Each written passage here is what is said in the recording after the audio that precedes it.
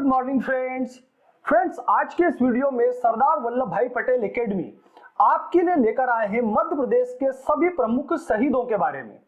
तो देखिए इस वीडियो में आपको मध्य प्रदेश के सभी शहीदों से रिलेटेड हर वो महत्वपूर्ण तथ्य मिलेगा जो आपकी किसी भी प्रतियोगी परीक्षा, चाहे एसआई हो, कांस्टेबल हो, पीएससी हो या व्यापम एग्जाम हो, सभी के लिए उपयोगी होगा। इसके अलावा देखिए आपके लिए maths, science and technology, polity, history, इसकी निशुल्क क्लासेस सरदार वल्लभ भाई पटेल एकेडमी द्वारा दी जा रही हैं। तो आप YouTube पर हमारे चैनल को लाइक, शेयर, सब्सक्राइब करते हुए इस निशुल्क स्टडी का ज्यादा से ज्यादा फायदा उठाएं। और यदि आप किसी अन्य विषय पर पढ़ाई करना चाहते हैं तो हमें कमेंट बॉक्स में मैसेज करें, लाइक जरूर करें वीडियोस को। तो चलिए आज शुरू करते हैं मध्य प्रदेश के प्रमुख शहीदों के बारे में। तो देखिए हमारे मध्य प्रदेश के सबसे पहले शहीद आते हैं कुंवर चैन सिंह जी। ये हमारे मध्य प्रदेश के सबसे पहले शहीद कहलाते हैं। देखिए इन्हें बोला ही जाता है मध्य प्रदेश का प्रथम शहीद। तो आप ये पॉइंट याद रखिएगा, एग्जाम में एमसीक्यू की तरह आपसे पूछा जाएगा। अब देखिए आता है दूसरा है मध्य प्रदेश का मंगल पांडे। इन्हें क्या बोला जाता है? मध्य प्रदेश का मंगल पांडे। तो ये दोनों पॉइंट आप याद रखिएगा।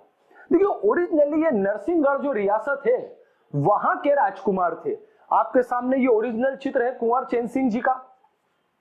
तो देखिए हुआ क्या कि 1818 में जो है अंग्रेजों ने, या कहे भोपाल रियासत ने अंग्रेजों के साथ एक संधि कर ली और इस तरह से भोपाल को एक प्रिंसली स्टेट का दर्जा दे दिया गया। अब ऐसी कंडीशन में क्या हुआ कि अंग्रेजों ने अपनी सैनिक छावनी जो है स्थापित कर ली, जैसे नाम दिया गया है सीहोर। सीहोर में एक सैनिकों की छावनी बना ली।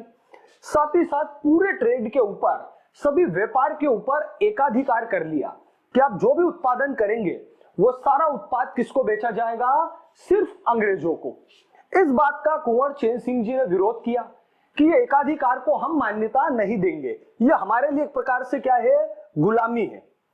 और इस प्रकार अंग्रेज अधिकारी जो था मेडॉक, इसके साथ इनका विवाद हुआ। तब कुंवर चैन सिंह जी ये भाग गए कि अंग्रेजों के इरादे प्रॉपर नहीं है, ये जो है हमारे राज्य को धीरे धीरे हड़पना चाहते हैं। और इसी प्रकार कुंवर चैन सिंह जी ने जो है विरोध किया और फाइनली क्या हुआ? ये विरोध एक पूरी तरह से लड़ाई में परिवर्तित हो गया। तो देखिए डेट आती है 24 जून 1824, सीहोर का दशहरा मैदान। तो ध्यान रखिएगा सीहोर के दशहरा मैदान को मध्य प्रदेश की हल्दी घाटी भी बोला जाता है। ये पॉइंट आप याद रखिएगा। यहां पर मेडॉक के बीच में और कुंवर चैन सिंह जी के बीच में जो है युद्ध हुआ। ये युद्ध काफी घातक रहा। काफी कम सेना के साथ कुंवर चैन सिंह जी ने लड़ाई करी, लेकिन ये उस युद्ध में जो है वीर गति को प्राप्त हुए।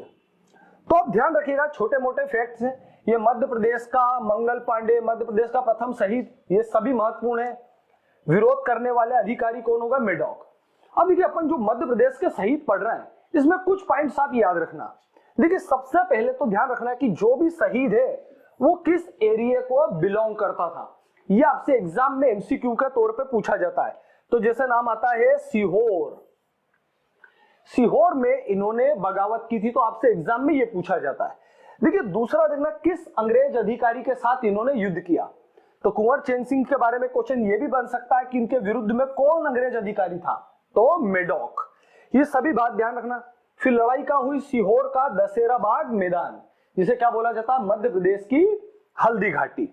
तो ये सभी फैक्ट्स आप याद रखिएगा कुंवर चैन सिंह जी के बारे में, सभी आपके एग्जाम में काम आने वाले हैं। चलिए अब आगे हम चलते हैं और नई जानकारी हम देखते हैं हमारे मध्य प्रदेश के शहीदों के बारे में क्या क्या है। तो देखिए आता है दूसरा काफी महत्वपूर्ण, रानी लक्ष्मीबाई। अब देखिए थोड़े प्रारंभिक जानकारी देख लेते हैं, फिर मैं डिटेल बताता हूं आपको क्यों विवाद हुआ। तो देखिए इनका जन्म हुआ था 1828 में और स्थान था काशी। रानी लक्ष्मीबाई की जन्म स्थान क्या है? काशी। अब देखिए इनके पिता का नाम मोरोपंत तांबे, माता का नाम भागीरथी देवी। और अब इनके अपन बात करते हैं बचपनों के नाम। तो देखिए मणिकर्णिका, मनु, छबीली, ये तीनों जो है इनके घर के नाम थे। तो आप याद रखिएगा कि 1828 में काशी में इनका बर्थ हुआ था।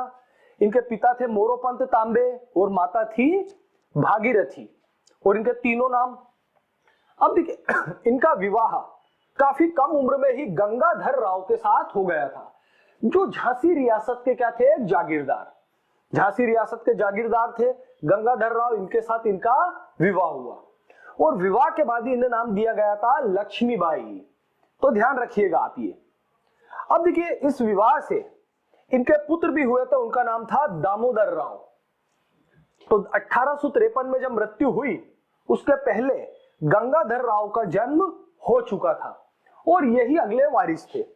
अब देखिए ध्यान रखना एक बात कि रानी लक्ष्मीबाई की जो बायोलॉजिकल संतान थी उनके बारे में ऐसा बोला जाता है काफी कम उम्र में ही उनकी मृत्यु हुई थी।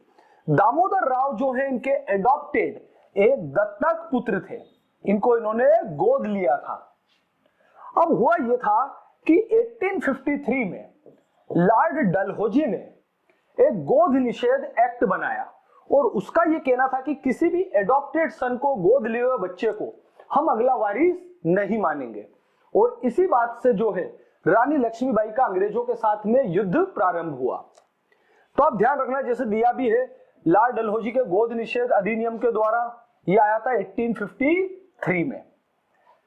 अब देखिए होता यह है कि जब इसकी खबर रानी लक्ष्मीबाई को मिलती है कि अंग्रेजों ने दामोदर राव को अपना अगला वारिस मानने से इनकार कर दिया है, तो रानी लक्ष्मीबाई ने इसका विरोध करा और सबसे पहले इनकी लड़ाई जो है झांसी में हुई। लेकिन चूंकि पराजित होने के कारण रानी लक्ष्मीबाई कहां चले गई, ग्वालियर। वहां पर फिर इन्होंने आगे जो है लड़ाई को तात्या टोपे के साथ में कंटिन्यू करा था। तो प्रारंभिक लड़ाई झांसी में हुई थी, जहां पर इनके पराजित होने के बाद ये ग्वालियर चले गई। जैसा आपको लिखा भी है कि पराजित होकर कहां चले गई, ग्वालियर में शरण ली। अब देखिए ग्वालियर में ही इनको किसका साथ मिलता है, तात्या टोपे का। तात्या टोपे अपने अगले क्रांतिकारी है, उनके बारे में अपन पढ़ेंगे। अब इस वाली स्लाइड से आप कुछ पॉइंट याद रखना। देखिए सबसे पहला तो आता है इनके जो है इनके माता पिता का नाम प्रोबेबल आपसे पूछा जा सकता है। डेट ऑफ बर्थ, जन्म स्थान याद रखिएगा, काशी। चलिए अब देखिए एक और आता है पर्सन, हुरोज। तो देखिए जैसा मैंने आपको बताया कि जिस व्यक्ति की भी लड़ाई अंग्रेज अधिकारी के साथ होती है आपको उसका नाम याद रखना। तो ह्यूरोज का नाम आप जरूर याद रखें। यह एग्जाम में कई बार पूछा गया कि रानी लक्ष्मीबाई को किसने पराजित किया था, तो वो थे अंग्रेज अधिकारी ह्यूरोज। चलिए अब हम और भी देखते हैं कुछ जानकारी रानी लक्ष्मीबाई के बारे में, परीक्षा उपयोगी। अब देखिए कि 4 अप्रैल 1858 को ह्यूरोज ने रानी लक्ष्मीबाई को तात्या टोपे की सहायता से पराजित किया था। जैसा मैंने बताया कि अभी ग्वालियर चले गई रानी लक्ष्मीबाई झांसी से पराजित होने के बाद, यहां पर इन्होंने को तात्या टोपे मिले और तात्या टोपे को ही इन्होंने जो है अपना प्रधान सेनापति बना दिया। और एक प्रारंभिक लड़ाई हुई थी 4 अप्रैल 1858 को। इसके अंदर तात्या टोपे की सहायता से रानी लक्ष्मीबाई ने ह्यूरोज को पराजित कर दिया था, पर लड़ाई कंटिन्यू चलती रही। फिर देखिए आते हैं 18 जून 1858। तो देखिए जो 18 जून 1858 की जो लड़ाई हुई थी, इस युद्ध के दौरान जो है रानी लक्ष्मीबाई वीर गति को प्राप्त हो गई थी। इस युद्ध के दौरान इनकी मृत्यु हो गई थी। तो ये ध्यान रखिएगा, डेट 18 जून 1858 को ग्वालियर में इनकी मृत्यु हो गई थी। अब देखिए आता है इन्हें 1857 की क्रांति की द्वितीय शहीद वीरांगना। तो ध्यान रखिएगा रानी लक्ष्मीबाई जो है वो 1857 की क्रांति में वीर गति प्राप्त करने वाली कौन है, दूसरी महिला। आप एग्जाम में कई बार गलती से टिक कर देते हैं पहली। ध्यान रखिएगा पहली महिला जो है वो अवंतीबाई लोधी थी। उनकी डेथ हुई थी 20 मार्च को। 20 मार्च 1858 को वीर गति प्राप्त करने वाली थी अवंतीबाई लोधी। तो पहली है अवंतीबाई लोधी और दूसरी है रानी लक्ष्मीबाई।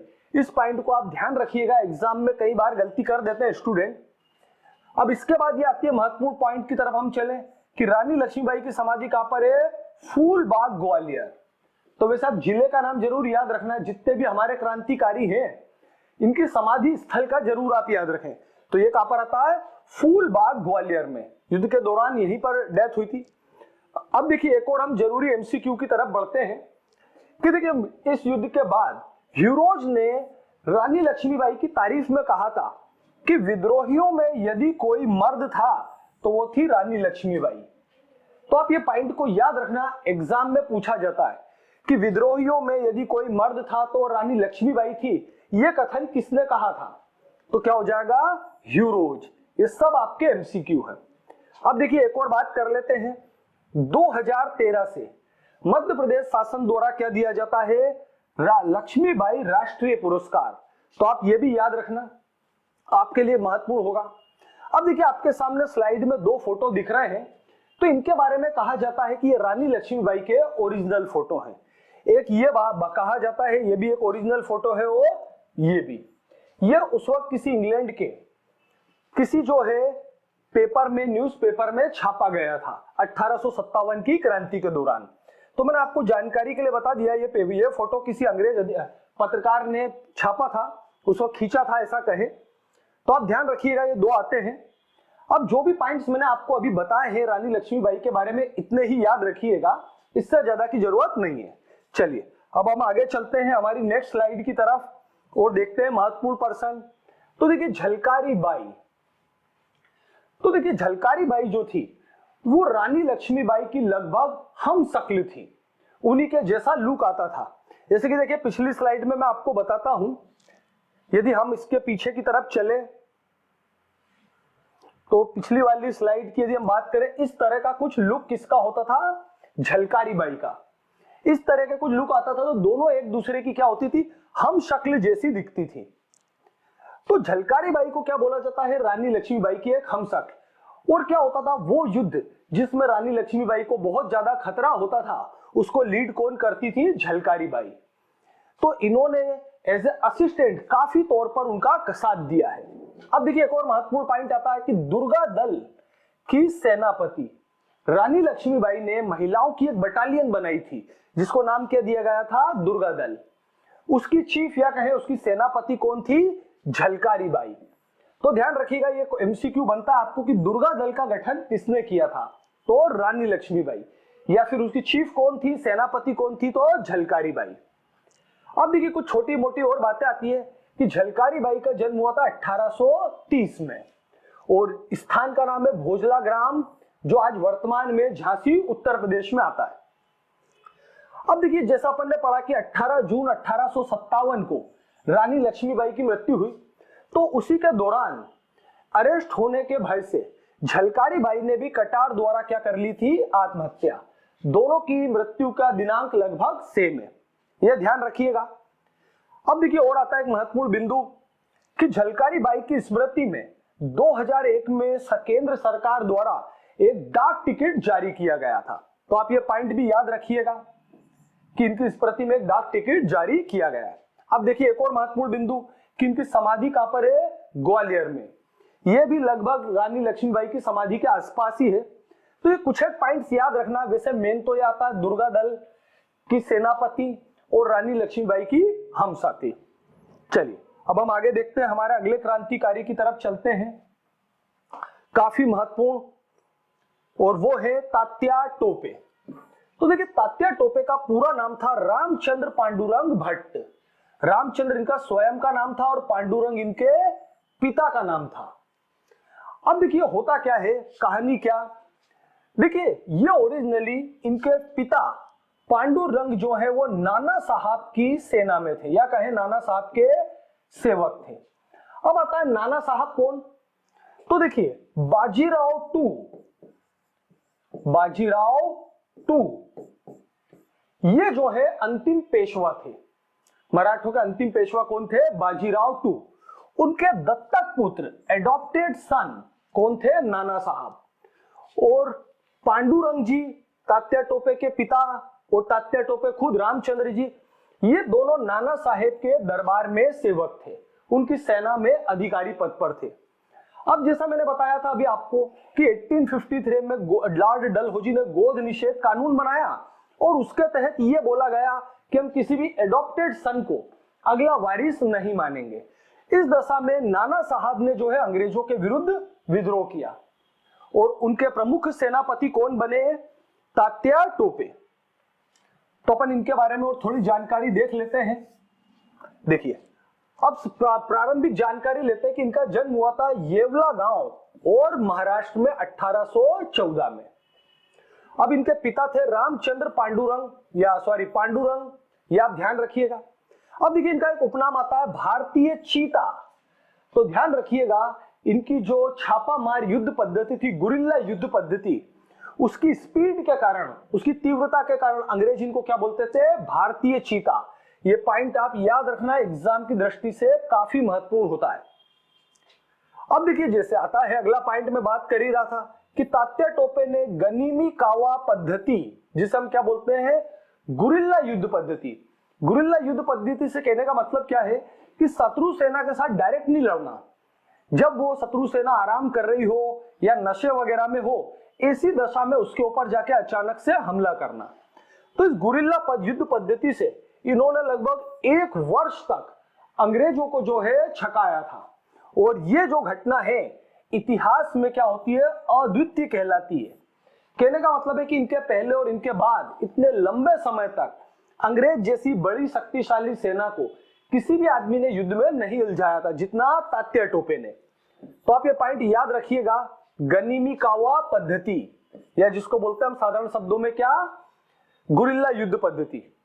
अब देखिए जैसे इनका नाम था रामचंद्र, तो ये तात्या टोपे कैसे आया, तो देखिए बाजीराव टू ने इनको सम्मान के तौर पे अपने दरबार में एक रत्न जड़ित साफा पहनाया था, साफा कहें या पगड़ी, और तभी से इनका नाम क्या बन गया, तात्या टोपे। ये नाम इनका एक सम्मानजनक नाम था कि बाजीराव टू ने इनको जो है सम्मान दिया। अब देखिए आगे जैसा पॉइंट दिया है कि इन्होंने बाजीराव टू के दत्तक पुत्र नाना साहब के समर्थन में विद्रोह किया था। तो ध्यान रखिएगा।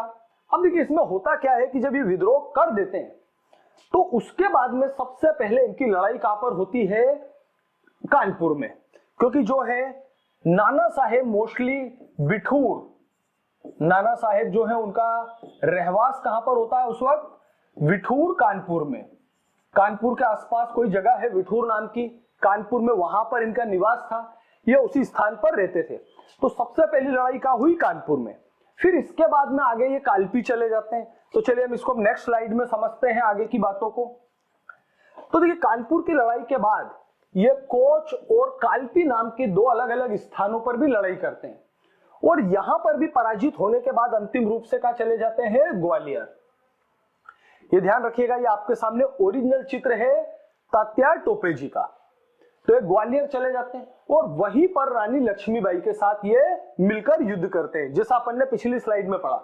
अब होता है जब 18 जून 1858 को रानी लक्ष्मीबाई की मृत्यु हो जाती है, तो उसके बाद ये जो है शरण के लिए कहां चले जाते हैं, शिवपुरी के जंगलों में। एक मानसिंह नाम के पर्सन आते हैं। तो मानसिंह जो है सिंधियाओं के एक निष्कासित सामंत होते हैं, ये उनकी सहायता से शिवपुरी के जंगलों में शरण ले लेते हैं। अब मानसिंह को यूं रहता है कि मैं कैसे करके अपने पुराने पद को वापस प्राप्त करूं, क्योंकि सिंधिया राजाओं द्वारा ये मानसिंह को निष्कासित कर दिया जाता है। अंत में वो ये देखते हैं कि सिंधियाओं से तो मुझे मेरी रियासत नहीं मिल पाएगी, यदि मैं अंग्रेजों की हेल्प कर दूं और तात्या टोपे को अरेस्ट करवा दूं तो ये मुझे मेरी रियासत दे देंगे। और ऐसा ही होता है कि मानसिंह जो रहता है वो अपनी नरवर की रियासत को वापस लेने के लिए मुखबिरी कर देता है और तात्या टोपे को पकड़ लिया जाता है। तो ध्यान रखिएगा कि मेजर गिळे के साथ तात्या टोपे को अरेस्ट करने वाले पर्सन कौन थे, मेजर गिळे। जैसा मैंने आपको बताया कि किस क्रांतिकारी का किस अंग्रेज अधिकारी के साथ युद्ध हुआ, आप जरूर ध्यान रखना। तो मेजर गिळे ने इनको अरेस्ट किया था और बाद में इन्हें शिवपुरी में ही फांसी दे दी गई। तो ध्यान रखिएगा आप, तात्या टोपे की समाधि भी कहां पर है, शिवपुरी में। बस ये इतना मतलब के फैक्ट भी यदि आप याद कर ले तो आपको एग्जाम में आराम से सभी क्वेश्चन बन जाएंगे। चलिए अब हमारी नेक्स्ट स्लाइड की तरफ चलते हैं। एक और महत्वपूर्ण पर्सन आते हैं, रानी अवंतीबाई लोधी। अब देखिए जैसे रहता है कि रानी अवंतीबाई लोधी कौन थी, 1857 की क्रांति में शहीद होने वाली सबसे पहली महिला क्रांतिकारी, जैसा आपके लिए भारत की पहली महिला शहीद वीरांगना कहा जाता है। तो सबसे पहले तो पॉइंट ध्यान रखिएगा। अब देखिए इनका जन्म स्थान है मनकेड़ी सिवनी। तो इनका जन्म हुआ था 16 अगस्त 1831 में मनकेड़ी सिवनी में। ये पॉइंट याद रखिएगा, मनकेड़ी सिवनी का। अब देखिए इनके पिता जो है खुद भी एक बड़े जागीरदार थे और उनका नाम था जुझार सिंह और विवाह हुआ था राजा विक्रमजीत के साथ और पुत्र थे अमान सिंह और शेर सिंह। अब देखिए मैं आपको बता देता हूं पूरी बात कि इनका विवाह होता है राजा विक्रमजीत के साथ। फिर लगभग 1853 में जो है विक्रमजीत सिंह की मृत्यु हो जाती है। तब रानी ये चाहती थी कि मेरे पुत्र अमान सिंह को अगला शासक बनाया जाए, लेकिन अंग्रेज अधिकारी इस बात को स्वीकार नहीं करते। वो ये बोलते हैं कि चूंकि आपके पुत्रों की आयु अभी काफी कम है तो ऐसी दशा में इन्हें अगला शासक नहीं बनाया जा सकता है। और वो क्या करते हैं, तहसीलदार की नियुक्ति कर देते हैं। यानी रानी अवंतीबाई लोधी का जो क्षेत्र था मंडला, रामगढ़ ये मंडला क्षेत्र में आता है, यहां पर क्या करते हैं वो एक अंग्रेज तहसीलदार की नियुक्ति कर देते हैं और रानी जो है इस बात का विरोध करती है। तो अभी आप इस स्लाइड से सारे पॉइंट याद कर लें, बाकी अपन अगली स्लाइड से देखते हैं। देखिए आगे की बात हम देखते हैं। अब देखिए कि जैसा मैंने आपको बताया कि रामगढ़ रियासत की रानी थी और विक्रमजीत की मृत्यु के बाद अंग्रेज जो है तहसीलदार की नियुक्ति कर देते हैं। अब रानी जो है अंग्रेजों की नीयत समझ जाती कि धीरे धीरे मेरे राज्य को हड़प रहे हैं, तो ये विद्रोह कर देती है। अब आता है कि सबसे पहला खेड़ी गांव मंडला में इनका युद्ध होता है। किसके साथ? वेडिंगटन।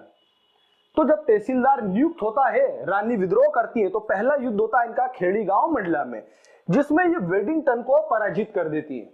अब वेडिंगटन उस वक्त तो माफी मांगकर चले जाता है, लेकिन जल्द ही दूसरी बार अटैक कर देता है। और इस दशा में क्या होता है कि रानी जो है अचानक से हुए इस हमले से पराजित हो जाती है। और ऐसी स्टेज में इनकी एक सहायिका रहती है गिरधारी बाई। इनकी सहायता से जो है रानी या कहें रानी अवंतीबाई लोधी आत्महत्या कर लेती है। तो ध्यान रखिएगा इनकी असिस्टेंट या इनकी सहायिका का नाम आता है गिरधारी बाई, इसको आप जरूर याद करें। और डेट आती है 20 मार्च 1858। तो ये सभी पॉइंट्स याद रखना। अब एक और देखिए जरूरी पॉइंट आता है, इनकी समाधि कहां पर है? बालपुर डिंडोरी। इनकी समाधि कहां पर स्थित है? बालपुर डिंडोरी।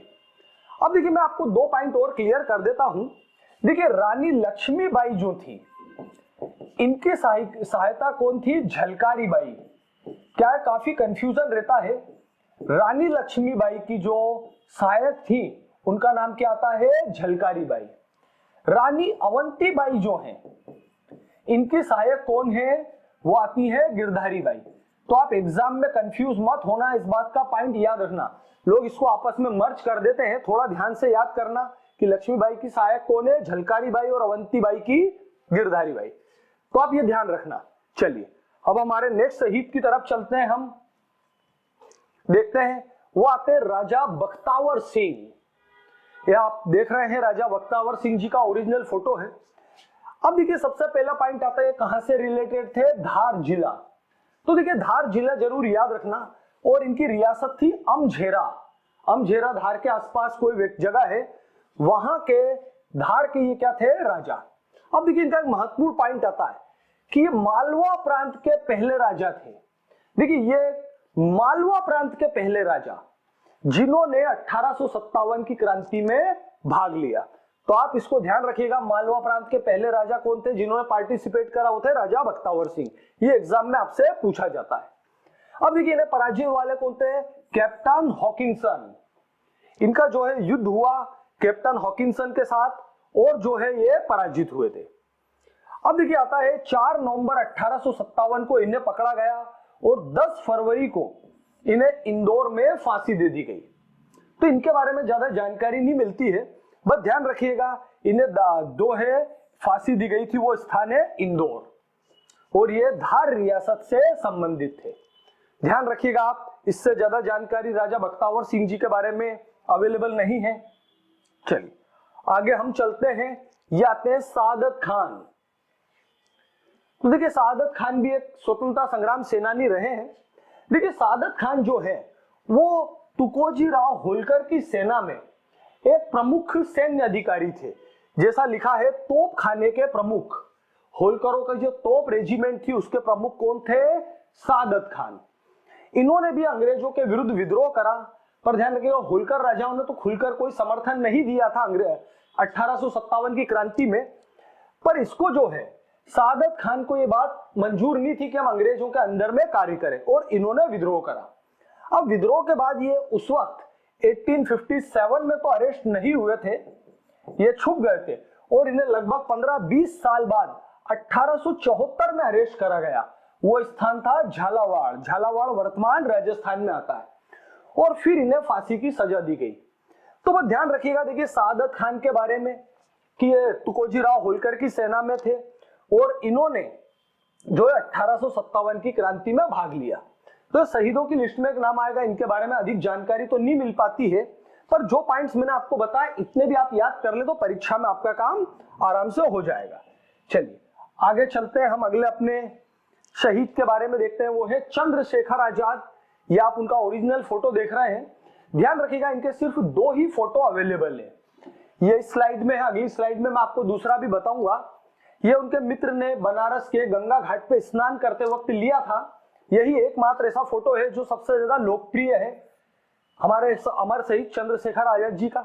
अब देखिए सबसे पहले आती है इनकी डेट ऑफ बर्थ, तो पूरी याद रखना 23 जुलाई 1906। मध्य प्रदेश की परीक्षाओं के लिए आपको तारीख के साथ भी पूछा जा सकता है, तो आप याद रखना इनका जन्म हुआ था 23 जुलाई 1906 को।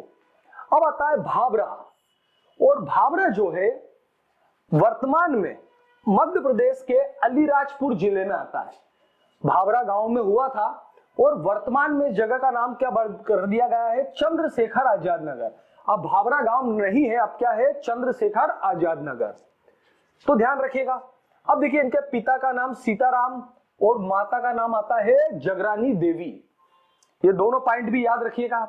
और सबसे महत्वपूर्ण आता है हरिशंकर ब्रह्मचारी, जो इनका वास्तविक नाम था। तो ये नाम याद रखिएगा, एग्जाम में कई बार पूछा गया है। चंद्रशेखर आजाद इन्होंने नाम कैसे दिया था ये आप जानते ही होंगे कि जब अरेस्ट करा गया था इन्हें 14 साल की उम्र में, तब इन्होंने कोर्ट में अपना नाम आजाद बताया था, इसीलिए क्या हो गया नाम चंद्रशेखर आजाद। वास्तविक नाम हरिशंकर ब्रह्मचारी। अब देखिए अपन इनके वर्क देखते हैं। देखिए सबसे पहले इन्होंने 1924 में भगत सिंह के साथ मिलकर हिंदुस्तान रिपब्लिक एसोसिएशन नामक एक क्रांतिकारी संगठन की स्थापना करी और अंग्रेजों की दृष्टि में यह एक विद्रोही संगठन था। तो इनके ऊपर यह भी मुकदमा आया कि आपने अंग्रेजों के विरुद्ध एक ऐसे दल का गठन करा है जो सरकार का विरोध करता है। तो इसमें डेट याद रखना 1924 और हिंदुस्तान रिपब्लिक एसोसिएशन। अब देखिए आता है दूसरा 1925 में ये राम प्रसाद बिस्मिल के साथ काकोरी कांड में भाग लिया। देखिए जो काकोरी कांड हुआ था उत्तर प्रदेश में, आप जानते होंगे, उसमें मेन आरोपी तो राम प्रसाद बिस्मिल को बनाया गया, साथ ही साथ ये भी उस काकोरी कांड के जो है मेन एक्यूज थे। वैसे इनको मास्टरमाइंड बोला गया था उस केस का। तो देखिए इनका ये दूसरा आरोप था अंग्रेजों के अनुसार।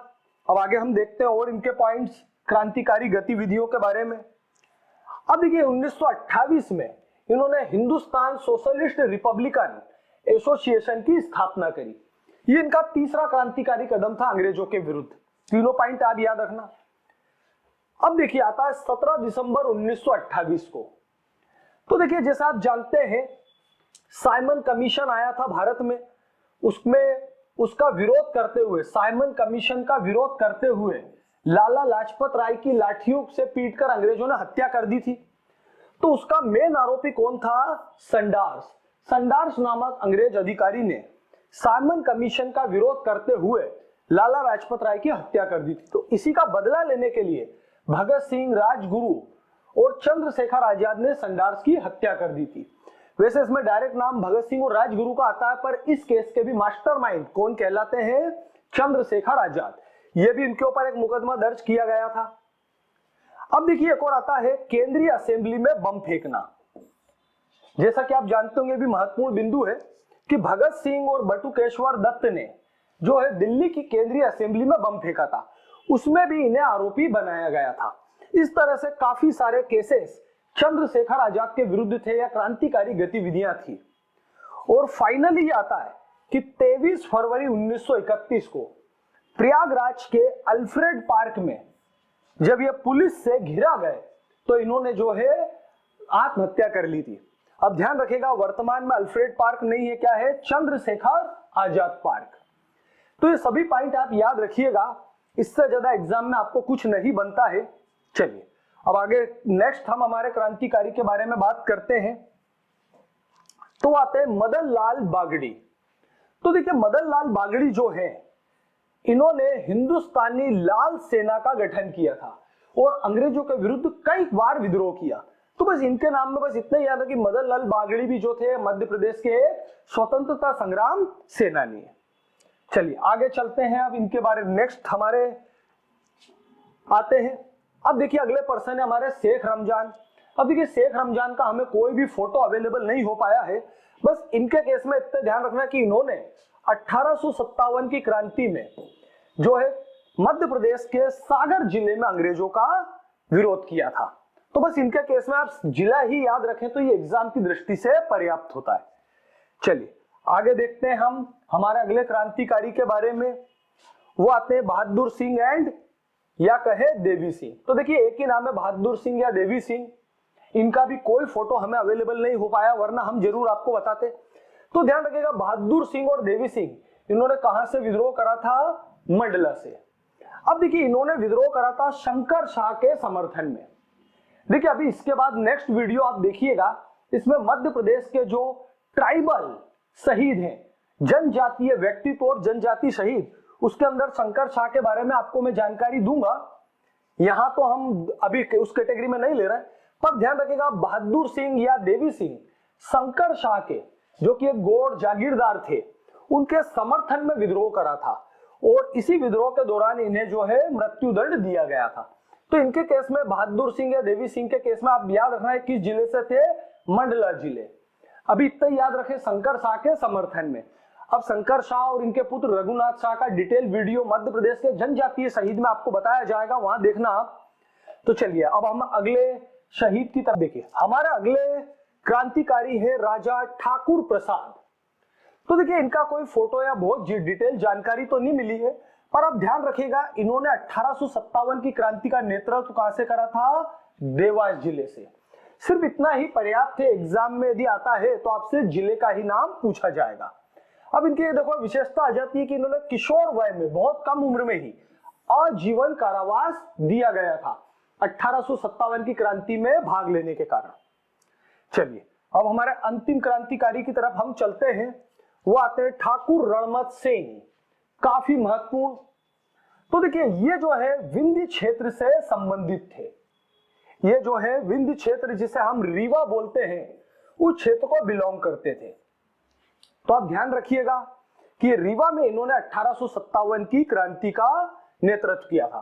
देखिए ये जो है बघेल सेना में, बघेल राजाओं की सेना में जो है सरदार के पद पर कार्यरत थे। बघेल सेना में सरदार के पद पर ये कार्यरत थे। अंग्रेजों से असंतुष्ट होकर इन्होंने भी जो है क्या है विद्रोह किया। तो ये थोड़ा ध्यान रखना। अब देखिए एक और पॉइंट आ जाती है कि इनका जन्म हुआ था 1825। इस जगह को बोला जाता है मनिहारी सतना, मनिहारी सतना। तो आप ध्यान रखिएगा इनका जन्म हुआ था मनिहारी सतना क्षेत्र में। इनके बारे में भी बहुत डिटेल जानकारी तो अवेलेबल नहीं है, कुछ है कि जो है तो ध्यान रखना 1825 में इनका बर्थ हुआ था मनिहारी सतना में, और फिर इन्हें 1859 में अरेस्ट करके आगरा में जो है फांसी दे दी गई। तो ध्यान रखिएगा इन्होंने 1857 की क्रांति में विद्रोह किया। बघेल राजाओं ने तो डायरेक्ट कोई पार्टिसिपेट नहीं करा था, पर उन्हीं की सेना के एक अधिकारी ने विद्रोह करा, बघेल सेना के जो सरदार पद पर थे, और इनका जन्म हुआ था मनिहारी सतना, और 1859 में आगरा में इनको जो है फांसी की सजा दे दी गई।